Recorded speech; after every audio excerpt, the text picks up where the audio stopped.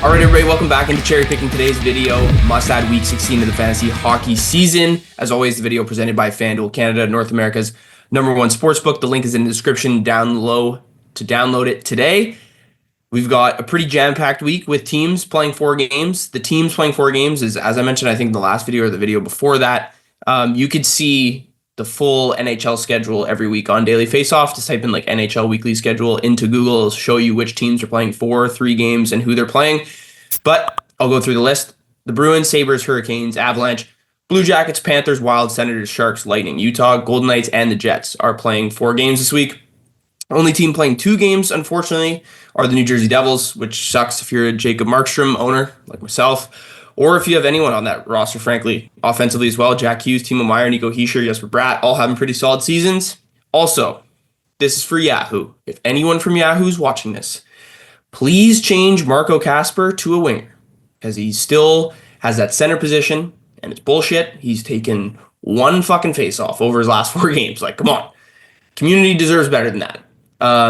Also, for the must-adds this week, I have 5 guys to pick up. No D-men. This week, it's grim. Like, there's the only 2 relevant names that keep coming up in my mind that I can tell people to add are Lacombe and Fowler. Other than that, like, anyone fewer or not as rostered as that, like less than 30%, it's not really worth picking up, like not consistent enough. So that's the reason why there's no defenseman on this one, but still have 5 very valuable guys to pick up. Let's get into it. All right, the first guy we're going to be picking up is Leevi Merilainen, or Leevi Merilainen. I'm pretty sure it's Leevi Merilainen, on the Ottawa Senators. Goalie, 27% rostered. His ownership has skyrocketed since last week, really. Allmark, obviously, the injury status with him, very difficult. I think he's a very good option at this point because Allmark has missed the last 8 games. He's considered week to week. It's totally up in the air, but this is the goalie to own for the Ottawa Senators. Ottawa has 4 games for the upcoming week, and this guy's stats have been very solid. This year, 5-2-1 with a 184 goals against, 930 save percentage, 2 shutouts in 8 games played, and a goal saved above expected of about 6.33. So very solid numbers there. His stats speak for themselves. There's a lot of buzz around him right now, and the Sens are kind of desperate for wins, battling for a playoff spot. So I can't imagine Travis Green really going for a 50-50 split with like Forsberg or Sugard.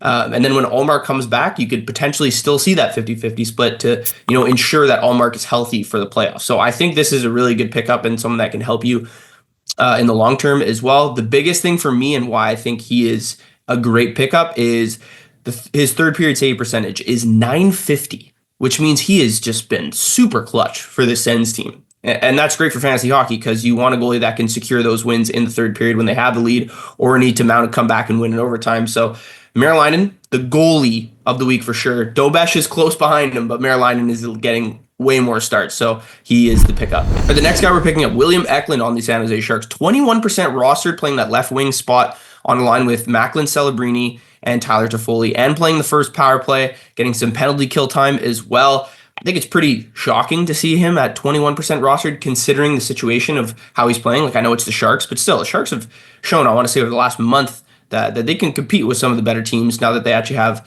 decent goaltending when Askarov is playing, and Georgiev's had 2 back-to-back pretty solid starts as well, or decent starts. But yeah, William Eklund has been fantastic this year. As of late, he's been even better. He's a speedster whose shot has gotten way better between last season and this season. I think we've seen that recently as well with the goals he's been scoring. But obviously, playing with Celebrini, you need to have those kind of attributes with like a fast skater and a hard shot. Toffoli has the shot part of it. Don't know if his legs can keep up with Celebrini and Eklund, but these two have been a match made in heaven over the past week or month, really. Eklund's last had 10 games. He has 5 goals, 4 assists, 25 shots, and 12 high-danger scoring chances. They play 4 games this week, too, so it could be a very good week to scoop up Eklund and kind of keep him on your team for the rest of the year. All right, the next guy we're picking up, really like this pickup, and I think he's right in the pocket of becoming one of the better players on Vegas, and that's Pavel Dorofeyev. I think he's really shown this year that Kelly McCrimmon and Bruce Cassidy have something to be excited about because he has been producing at a very high rate. Just scored a hat trick against Nashville. And you also look at his development over the last 3 years. Like, 18 games played in the 2022-23 season, playing about 12 minutes per game. Played a little bit on the power play here and there. 47 games played last season, 13 goals, playing about 14 minutes per game. Now this year, 44 games played, 19 goals, playing about 16 minutes per game, and his ice time just continues to increase. And I think the line he's on right now is like the best possible second line that Vegas can create with what they have. You have Hurdle, who's an elite playmaker, leads the team in individual expected goals for over the past month, just creating a ton of offense for his line mates and doing it himself as well. And then you have Victor Olofsson, who had a really hot start to the year, got hurt, and then is back, and he has an absolute lethal shot. And then you have Dorofeyev, who's like a younger version of Olofsson, but not as centric in terms of he can only shoot.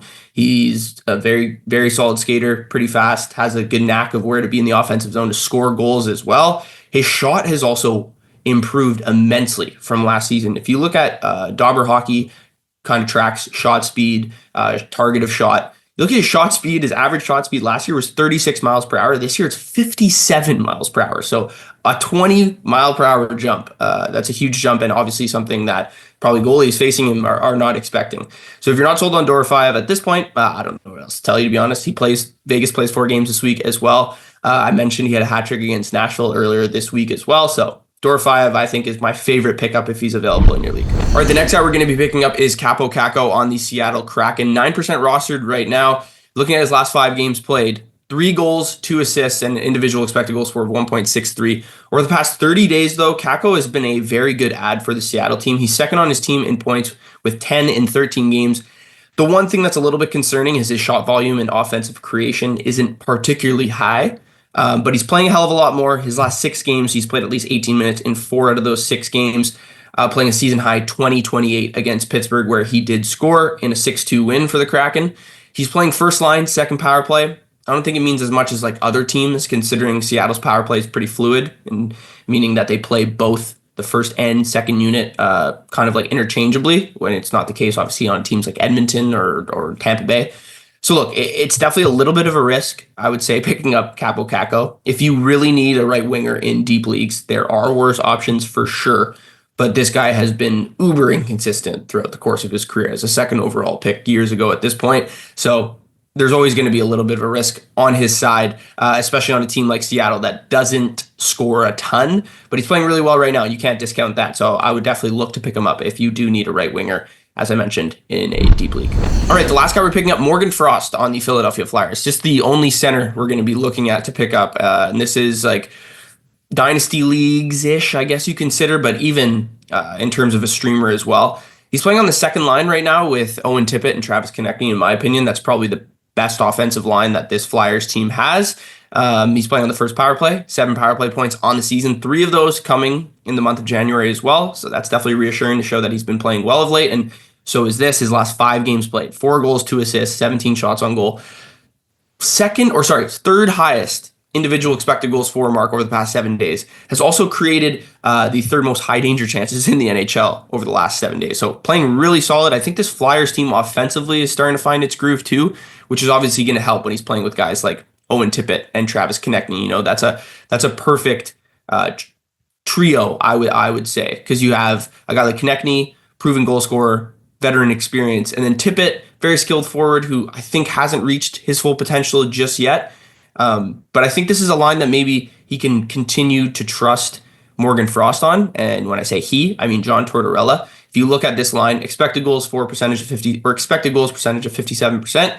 And they've played very solid defensively, which is the reason why I don't think Torts will switch up this line too much, because he's been very critical of Morgan Frost at times during his tenure with the Flyers.